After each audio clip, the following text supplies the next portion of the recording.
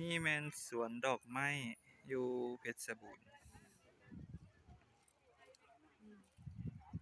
เฮ็ดยังเวียดไปซื้อน้ำเนาะซื้อน้ำไปว่า100แล้วก็เจ้าหลุด80เอาให้ละเอาให้กระเจ้า100กระเจ้าหลุดให้เฮา20 บาทบ่น้ำมันก็มีหลายราคาแล้วแต่เฮาสิเลือกแต่ว่าลุด20 บาทเอาเลือกนี่น้ำในงอนเวียดมาขายสีแดงจะเห็นสีแดงนี่มาขายเอาขึ้นไปซื้อแม่บ่นึงรถสิไปเลยเด้ไปนำนี่ไปจะได้อยากก็บ่ซื้อขึ้นนี่เลยจะรีบหาเราขึ้นไปเนาะไปนี่ว่า10 บาทแล้วลด20 บาท80 บาทแล้วลด20 บาทไป100นี่ขึ้นไปนี่จะรีบไปนำลังบ่ขึ้นซื้อนี่นะมันตัดขึ้นง่ายเวียกขึ้นซื้อรถมันไปไหนช่วยที่สั่งได้ดนได้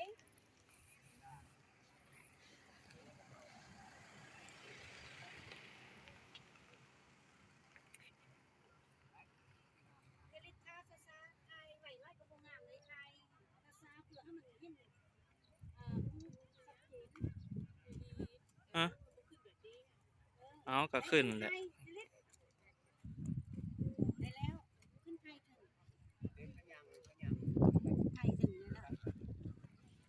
ไทยขอให้มันเห็นภาพ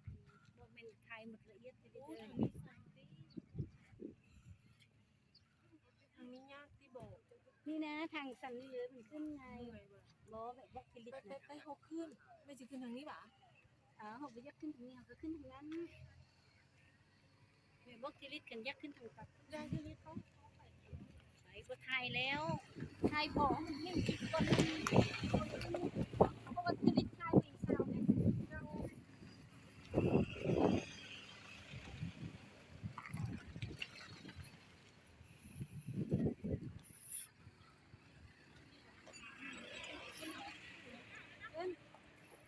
ระวังมันเป็นแบบดินเปียกขี้ตม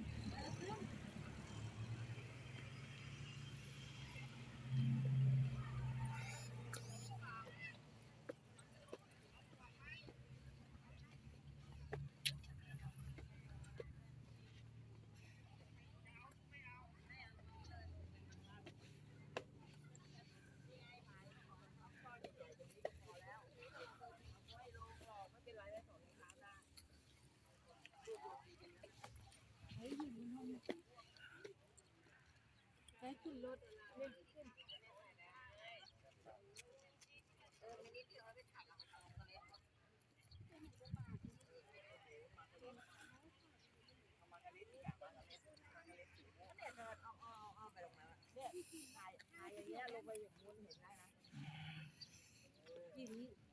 นี่ที่ดิดยางขึ้นไปไปรถเลยก็เจ้าบ่ได้ฮู้ได้ว่าเฮาท่าอยู่นี่อ๋อเขาเจ้าอย่างซื้อน้ำไปแล้วไปรถ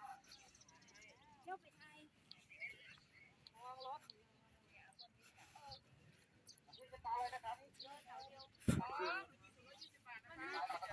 ของจริงทาสีโอเคครับนี่จะเป็นนะมีรถขึ้นมานะครับมาครับมาไปตัวกองที่เราซื้อ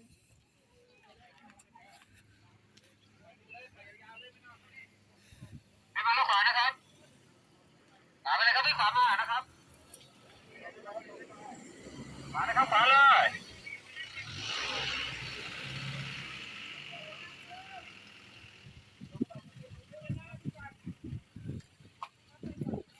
เดินหน้ามาครับเดินหน้ามาครับเดินหน้าตรงเข้าไปเลยครับเดินหน้าตรงมาเลยเดินหน้าขึ้นไปเลยครับเหยียบขึ้นไปเลยครับนี่เหยียบขึ้นไปเลยเหยียบขึ้นไปเลยครับโอเคนี่ขวามาครับขวาไปเลยซ้ายเข้าไปซ้ายเข้าไปซ้ายครับซ้ายครับซ้ายเข้าไปครับซ้ายเข้าไป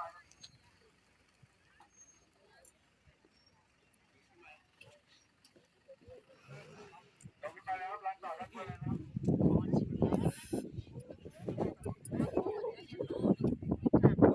อันนี้เดินนะครับรอรถนะครับมีรถขึ้นนะครับขอทางให้รถด้วยนะครับขอบคุณครับ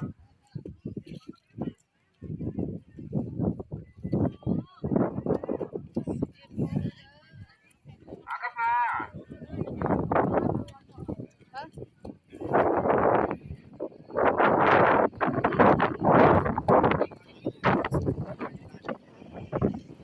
มาแล้วขวานะครับ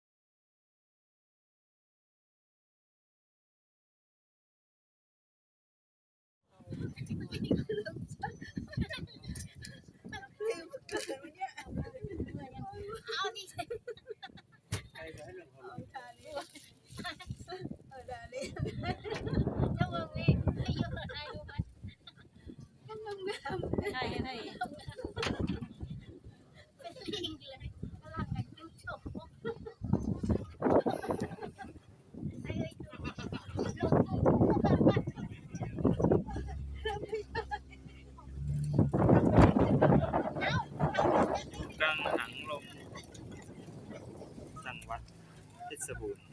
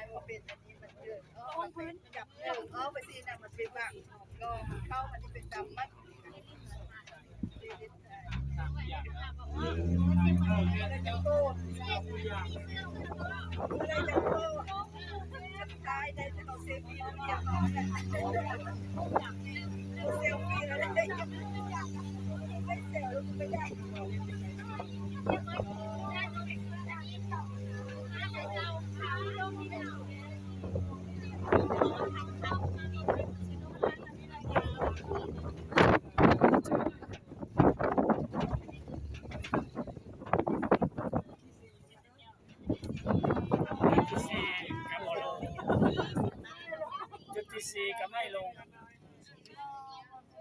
ซีลงไหม20 บาท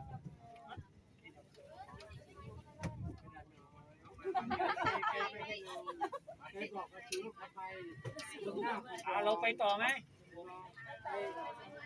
ไปต่อครับแค่เราก็ให้หลุดไปเลยเห็นน้องแค่เราไปเจอใกล้ไม่ได้ขึ้นเสียงเลยใกล้บอกว่า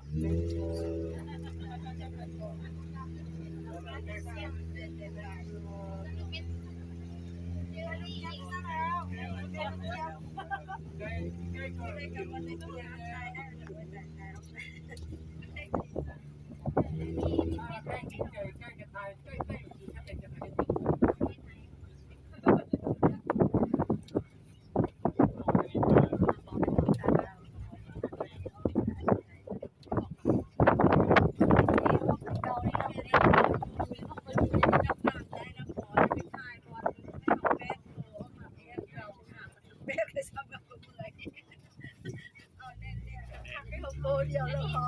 แล้วจะกดแป้นเถื่อเอาบนกับงานแป้นใหญ่นี่เป็นอะไรลูก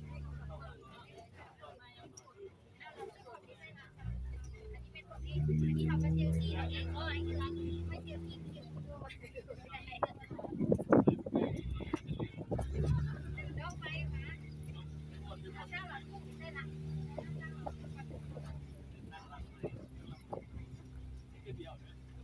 อันนี้มันจำเป็นที่กบฏไทยเป็นอันนี้คือสีไทยหมดอันนี้ทำงานลงไปไทยแล้วก็มดอันนี้งานกระไทยนี่อันนี้แห้งๆในสุดไทยนะเป็นมักเล่นเป็นมักเล่นแนวแห้งในสุดไทยจะเอาคอมจับมาเสียโอจับมาสิตัวคนได้งานกระไทยคนได้บางงานก็มดก่อน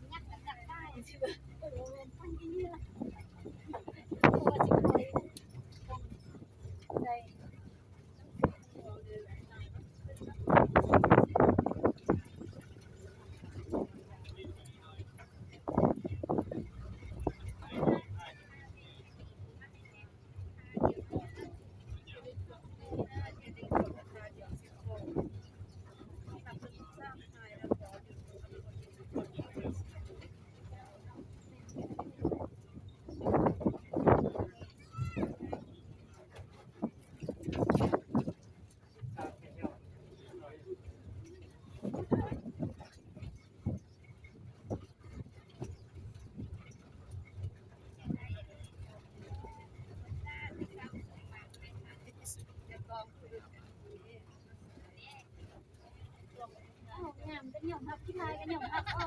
เลือกแต่งงามในแผ่นนี้แน่งามในแผ่นนี้ต้องงามถ้าเป็นนุ่มเราสู้กันยังงามแต่ที่ลายยังเลยหัวแดง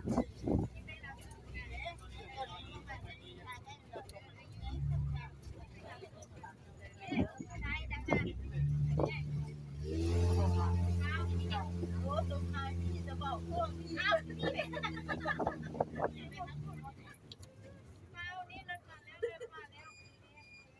นี่สตรอเบอรี่มะข้ามเนี่ยให้ยักษ์เสือสลัดซื้อเพื่อยำกินนะซื้อเพื่อเรายำมา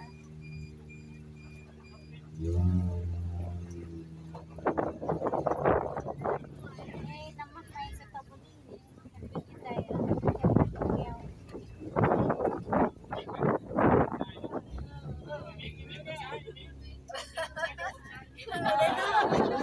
ส้มเมื่อวานนี้ยังเจอเลยยังพูดเองเลย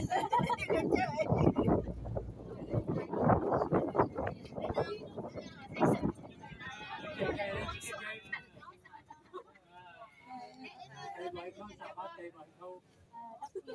มันค่อยกำลังออกในบ้านทำงานก่อนจะหายกำลังสิออกเนื้อนี่เต็ม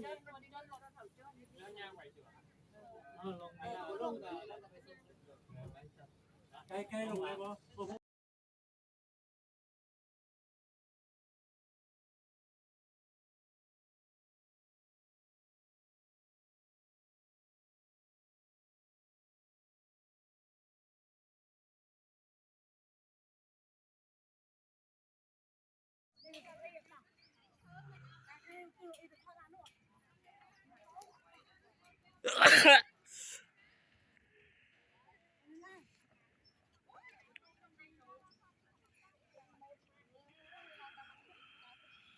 หมดมาไปไหม